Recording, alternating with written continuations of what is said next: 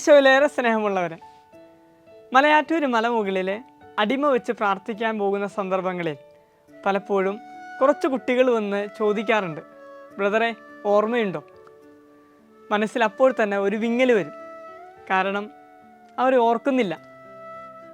അവനോട് അല്ലെങ്കിൽ അവളോട് ഓർമ്മയില്ല എന്ന് പറയുമ്പോൾ അവർ പറയും, ബ്രദർ ഇന്ന പള്ളിയിൽ ക്യാമ്പ് എടുക്കാൻ വന്നപ്പോൾ ഞാൻ ആ ക്യാമ്പിലുണ്ടായിരുന്നു എന്ന് വെച്ചാൽ ഒന്ന് ഓർക്കണം, 200 മുതൽ 400 കുട്ടികൾ വരെ പങ്കെടുക്കുന്നൊരു ക്യാമ്പ്, 3 ദിവസം മാത്രം, അതും 8 മണി മുതൽ ഉച്ചയ്ക്ക് 12 മണി വരെ.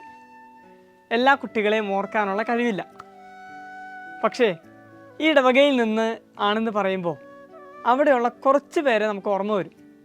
കാരണം ആ ദിവസങ്ങളിൽ എക്സ്ട്രാ ഓർഡിനറി ആയിട്ട് നമ്മളോടും അതുപോലെ തന്നെ ക്യാമ്പിലൊക്കെ ഇടപെട്ടവരാണവർ.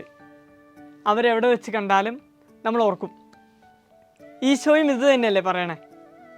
നമ്മൾ വാതിൽ വന്ന് മുട്ടുമ്പോൾ സോറി കേട്ടോ, നിങ്ങൾ ആരാണെന്ന് ശരിക്കും അങ്ങ് മനസ്സിലായിട്ടില്ല. അപ്പോൾ നമ്മൾ ഈശോയോട് പറയും, ഈശോയെ ഞങ്ങൾ ഒരുപാട് വർഷം കാറ്റഗിസം ക്ലാസ്സിലൊക്കെ പോയിരുന്നിട്ടുണ്ട്, അവിടെ പഠിച്ച സ്കോളർഷിപ്പൊക്കെ ഞങ്ങൾക്ക് കിട്ടിയിട്ടുണ്ട്, യൂണിറ്റി മീറ്റിങ്ങുകൾക്കൊക്കെ ഞങ്ങൾ പോയിട്ടുണ്ട്. ഈശോ മുൻപത്തെ അതേ ഉത്തരം വീണ്ടും ആവർത്തിച്ചിട്ട് സ്വർഗത്തിൻ്റെ വാതിൽ നമുക്ക് മുമ്പിൽ അടച്ചു കളയും. പക്ഷേ കുറച്ച് പേര് ഈശോയുടെ അടുത്ത് ചെന്നാൽ ഈശോയ്ക്ക് അവരെ പെട്ടെന്ന് പിടികിട്ടും. കാരണം ആ കുറച്ച് പേര് ഈശോയ്ക്ക് വേണ്ടി എക്സ്ട്രാ എഫേർട്ട് എടുത്തവരാണ്. ഞാൻ പറഞ്ഞു വരുന്നത് വിശുദ്ധരെ കുറിച്ചാണ്. തങ്ങൾക്ക് കിട്ടിയ വേദനകളെ സഹനത്തിൻ്റെ എക്സ്ട്രാ എഫേർട്ട് ഇട്ടുകൊണ്ട് സമർപ്പിച്ച അൽഫോൻസാമേ, ചെയ്ത ചെറിയ ചെറിയ പ്രവർത്തനങ്ങളെ വലിയ പുണ്യങ്ങൾ ഒളിപ്പിച്ചു വെച്ച വിശുദ്ധ കൊച്ചു തെരേസ്യായും, കുമ്പസാരക്കൂടിൻ്റെ മടുപ്പിനെ അവഗണിച്ചുകൊണ്ട് കുമ്പസാരക്കൂട്ടിൽ മറ്റുള്ളവർക്ക് സൗഖ്യമായി മാറിയ വിശുദ്ധ വിയാനിയും ഇങ്ങനെ എക്സ്ട്രാ എഫേർട്ട് ഈശോയ്ക്ക് വേണ്ടിയിട്ടവരാണ്. ഈശോയും പറഞ്ഞിട്ടുണ്ട്, 1 മൈൽ ദൂരം നടക്കാൻ പറഞ്ഞവൻ്റെ ഒപ്പം 2 മൈൽ നടക്കണം. ഒരു കരണത്തടിക്കുന്നവന് മറ്റേ കരണം കൂടി കാണിച്ചു കൊടുക്കണം. നമ്മുടെ കുപ്പായം എടുത്തുകൊണ്ട് പോകുന്നവന് മേൽവസ്ത്രം കൂടി കൊടുക്കണം. അങ്ങനെ ഒരു എക്സ്ട്രാ എഫേർട്ട്.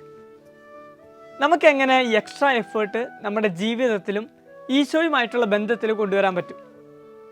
നമ്മുടെ വീടുകളിലും നമ്മളായിരിക്കുന്ന ഓരോ മേഖലകളിലും നമ്മുടെ ബന്ധങ്ങളിലും സംസാരത്തിലും പ്രവൃത്തികളിലും അതുപോലെ നമ്മുടെ എല്ലാ മനോഭാവങ്ങളിലും ചെറിയ മാറ്റങ്ങൾ വരുത്തിയാൽ മതി.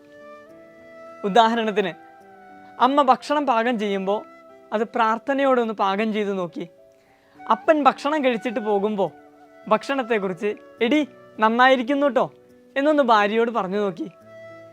മാതാപിതാക്കൾ മക്കളെ സഹായത്തിന് വിളിക്കുമ്പോൾ പിറുപിറുപ്പൊന്നും കൂടാതെ അതൊന്ന് ചെയ്തു നോക്കി. സ്കൂളിൽ അധ്യാപകരെയൊക്കെ അനുസരിക്കുമ്പോൾ അതിൽ സ്നേഹം കൂടി ഒന്ന് കലർത്തി നോക്കി. ഒരുപാട് മാറ്റങ്ങൾ നമുക്ക് കാണാൻ സാധിക്കും.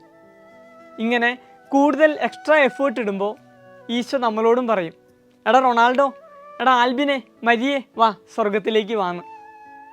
അങ്ങനെ എക്സ്ട്രാ എഫേർട്ട് എടുത്തുകൊണ്ട് നമുക്ക് ഈശോയെ സ്നേഹിക്കാം, നമ്മുടെ കുടുംബത്തെ സ്നേഹിക്കാം, സമൂഹത്തെ സേവിക്കാം.